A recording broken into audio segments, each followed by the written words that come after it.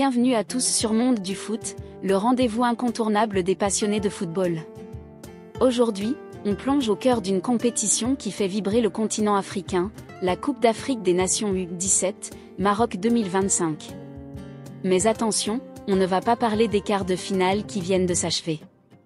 Non, on zoome sur un enjeu encore plus palpitant, les barrages pour la Coupe du Monde U17 de la FIFA, qui se joue ce samedi 12 avril au Maroc. 4 équipes, 2 billets, une tension à couper le souffle. Qui décrochera son ticket pour le grand rendez-vous mondial au Qatar? Et surtout, à quoi devons-nous nous attendre dans le choc explosif entre l'Ouganda et la Gambie? Restez avec moi jusqu'à la fin, car je vous réserve des analyses, des anecdotes et des clés pour comprendre pourquoi ce match pourrait entrer dans l'histoire. Pour bien saisir l'importance de ce qui se joue aujourd'hui, remontons un peu le temps. La Coupe d'Afrique des Nations U17, organisée cette année au Maroc, a déjà offert son lot de surprises, de buts spectaculaires et de révélations. Les quarts de finale, qui se sont terminés hier, vendredi 11 avril, ont vu 4 équipes décrocher leur place en demi-finale. Mais pour celles qui n'ont pas passé ce cap, l'aventure n'est pas terminée. Loin de là. Ce samedi, au stade El Abdi à El Jadida, 4 nations, l'Ouganda, la Gambie, l'Angola et l'Égypte se battent pour les 2 derniers billets africains pour la Coupe du Monde U17, prévue du 3 au 27 novembre 2025 au Qatar. Le format est clair, net, précis, 2 matchs uniques, 2 confrontations directes.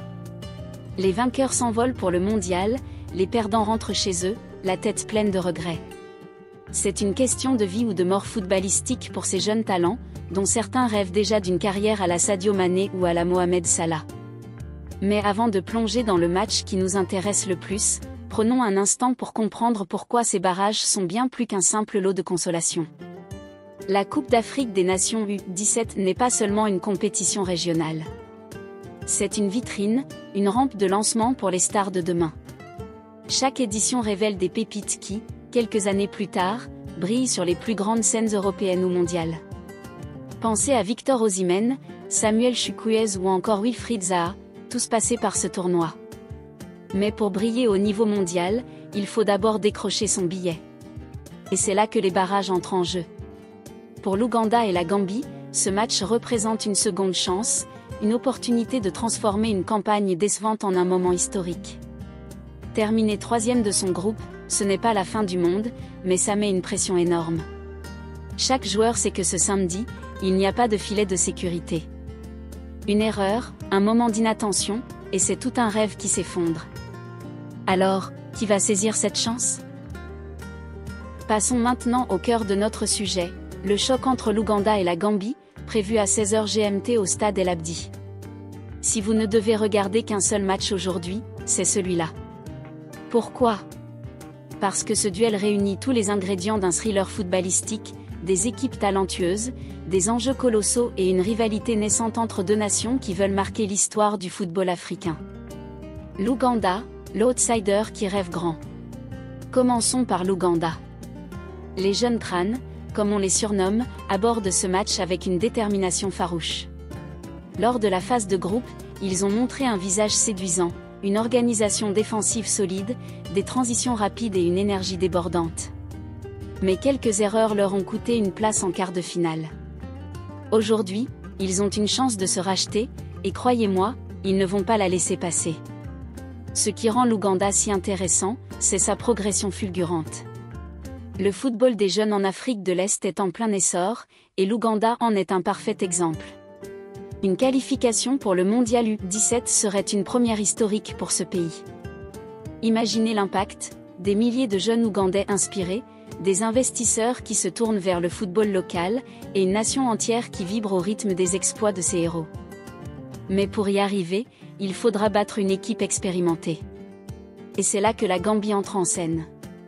La Gambie, l'expérience au service de l'ambition. Les Young Scorpions de la Gambie ne sont pas des novices. Avec 2 participations à la Coupe du Monde U17, en 2005 et 2009, ils savent ce que c'est que de jouer sous pression. Lors de la phase de groupe, ils ont alterné entre des moments de génie et des erreurs frustrantes, ce qui les a relégués à la 3e place. Mais ne vous y trompez pas, cette équipe a du caractère. Ce qui fait la force de la Gambie, c'est sa capacité à s'appuyer sur des individualités capables de faire basculer un match. Leur style de jeu, fluide et audacieux, repose sur des attaques rapides et une créativité offensive qui peut déstabiliser n'importe quelle défense. Leur objectif ? Redevenir une nation respectée sur la scène mondiale des moins de 17 ans. Ce duel entre l'Ouganda et la Gambie, ce n'est pas juste un match de football. C'est une histoire de rêve, d'ambition et de résilience. Pour l'Ouganda, une victoire serait un tremblement de terre. Ce pays, qui a longtemps été dans l'ombre des géants comme le Nigeria ou le Ghana, pourrait enfin revendiquer une place au soleil. Pour la Gambie, c'est une question de fierté. Les Young Scorpions veulent prouver qu'ils ne sont pas là par hasard, qu'ils peuvent rivaliser avec les meilleurs. Et puis, il y a les joueurs eux-mêmes.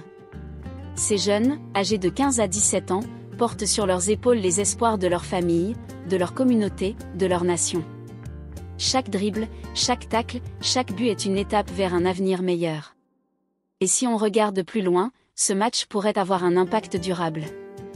Une qualification pour le mondial, c'est une exposition mondiale, des recruteurs aux aguets, des opportunités pour ces jeunes de signer dans des académies européennes ou asiatiques.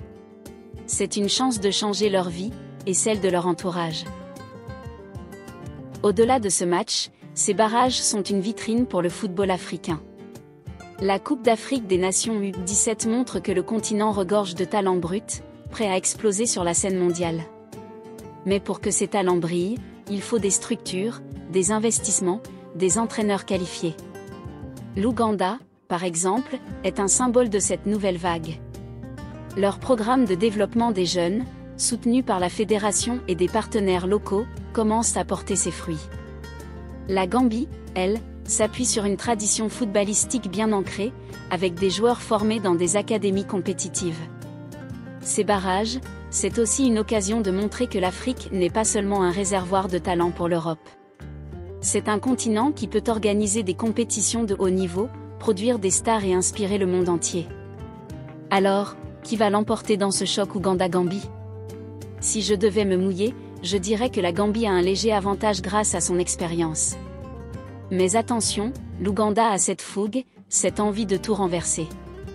Ce match pourrait se jouer sur un détail, un penalty, une inspiration individuelle, une erreur défensive. Et vous, qu'en pensez-vous ? Laissez votre pronostic en commentaire, et dites-moi si vous misez sur les crânes ougandais ou les Young Scorpions gambiens.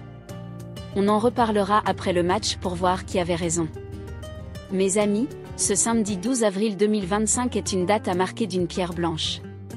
À El Jadida, l'Ouganda et la Gambie vont écrire une page d'histoire.